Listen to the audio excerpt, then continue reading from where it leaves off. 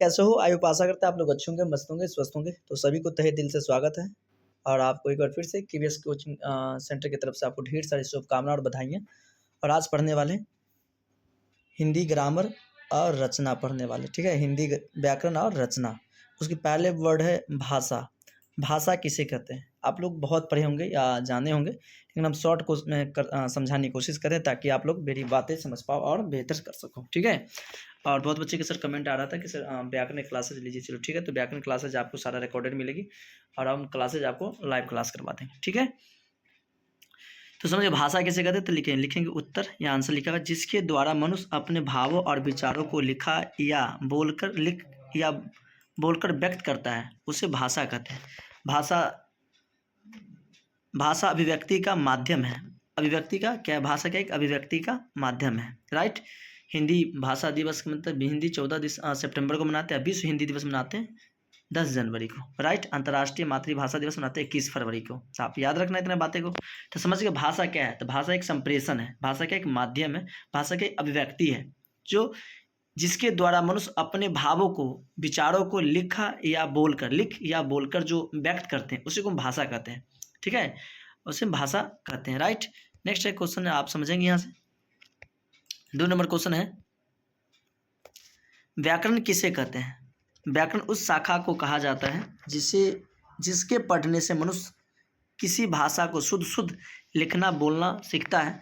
व्याकरण मनुष्य को किसी भाषा के मानक रूप में ज्ञात देता है, उसे हम क्या कहते हैं? व्याकरण कहते हैं। समझ गए कि व्याकरण वह शाखा या व्याकरण वह शास्त्र या विज्ञान है जो हमें शुद्ध पढ़ने लिखने बोलने की जानकारी देती है, उसी को हम व्याकरण कहते हैं। समझे? What is grammar? Just like understanding, okay. तो लिखना बोलना सिखाता है, उसे हम व्याकरण कहते हैं। व्याकरण के कितने भाग हैं? व्याकरण के मुख्य 5 भाग है, लेकिन आपको इसमें 3 भाग पढ़ने का मौका मिलेगा। व्याकरण के मुख्य 3 भाग है, लेकिन 5 है। Etymology, syntax, prosody, punctuation, orthography है ना उसका।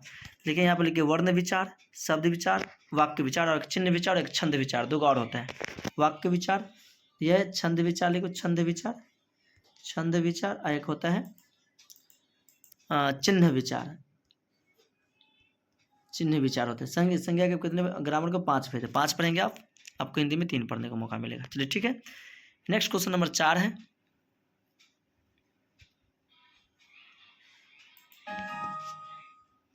चार नंबर क्वेश्चन है, वर्ण किसे कहते हैं? वर्ण किसे कहते हैं क्वेश्चन है ना, वर्ण किसे कहते हैं। लिखेंगे भाषा के मूल ध्वनि के प्रतीक चिन्हों को वर्ण कहते हैं। भाषा के मूल ध्वनि के प्रतीक चिन्हों को वर्ण कहते हैं, जैसे अ, आ, क, ख, ग आदि, ये वर्ण है। लिपि किसे कहते हैं? किसी भाषा को लिखने के ढंग को लिपि कहते हैं। किसी भाषा को लिखने के ढंग को लिपि कहते हैं। हिंदी की लिपि देवनागरी है, अंग्रेजी की लिपि रोमन है और उर्दू की लिपि फारसी है। समझ गए? तो 22 भाषाएं संविधान में मान्यता दी के प्राप्त है।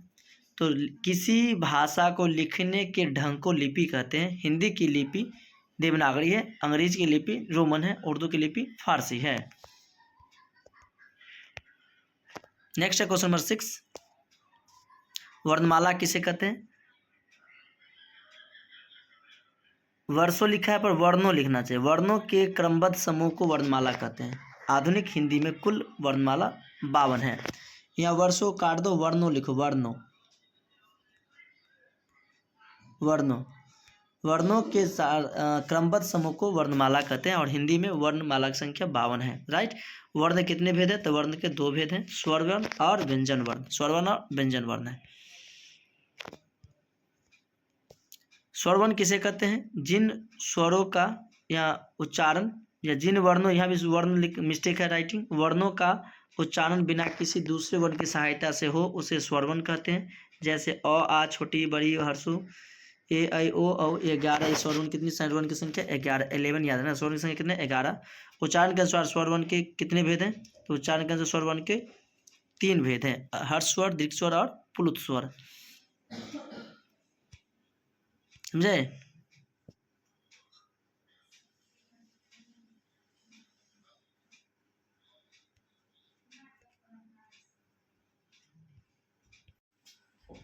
समझ गए? तो पढ़ने वाले क्या उच्चारण की दृष्टि से वर्ण के मुख्य तीन भेद है। उच्चारण की दृष्टि से वर्ण के मुख्य तीन भेद है। हर्ष स्वर, जिस स्वर का वर्ण के उच्चारण में एक मात्र समय कम समय लगे, एक मात्र का समय लगे, उसे हर्ष स्वर कहते हैं। जैसे अ ई उ री। दीर्घ स्वर, जिसके उच्चारण में हर्ष स्वर से दुगना समय लगे, उसे दीर्घ स्वर कहते हैं। जैसे आ ई उ। प्लुत स्वर, प्लुत स्वर जिन स्वर वर्णों के उच्चारण में तीन मात्राओं का समय लगे, उसे प्लुत स्वर कहते हैं। इसका उपयोग पुराने या चिल्लाने में होता है। जैसे हस्राम होवाम अद्य ओम भगवान विष्णुवे नमः।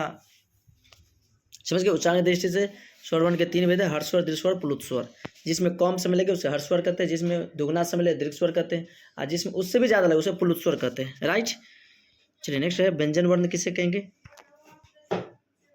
व्यंजन वर्ण किसे कहते हैं?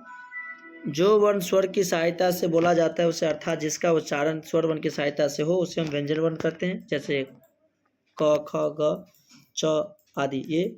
और ये बहुत से इंपॉर्टेंस बात है, अयोगवाह वर्ण किसे कहते हैं? अयोगवाह वर्ण समझे। स्वर और व्यंजन समझ गए। व्यंजन को भी कालमान के आधार पर तीन वर्ण में बांटा गया है।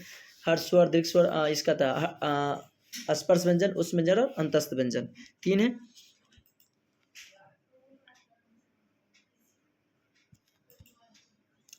नेक्स्ट पढ़ेंगे अयोगवाह वर्ण किसे किन्हें कहा जाता है। अंगस्वर और अह को अयोगवाह कहा जाता है, क्योंकि यह न तो पूर्णतः स्वर है और न तो स्वरतः व्यंजन है। व्यंजन वर्ण के मुख्य तीन भेद में बांटा गया, तीन भाग में है। स्पर्श व्यंजन, अंतस्थ व्यंजन, उस व्यंजन। स्पर्श व्यंजन की संख्या 25 है, उस व्यंजन की संख्या 4 है, अंतस्थ व्यंजन की संख्या 4 है। दोनों को मिलाओ, तीनों मिलाओ तो होगा 33। ये हो गया व्यंजन। तो आई होप आप लोग वीडियो को समझे होंगे, और वीडियो को लाइक शेयर कमेंट कर लेना, ताकि मैं आपको ढेर सारी शुभकामनाएं देने की कामना करता हूँ। ठीक है मेरे शेर से नहीं तो बधाई हो। वीडियो कैसा लगा आप लोग कमेंट करके जरूर बताना, ताकि हम आपको डेली लाइव क्लास में स्वागत करते हैं।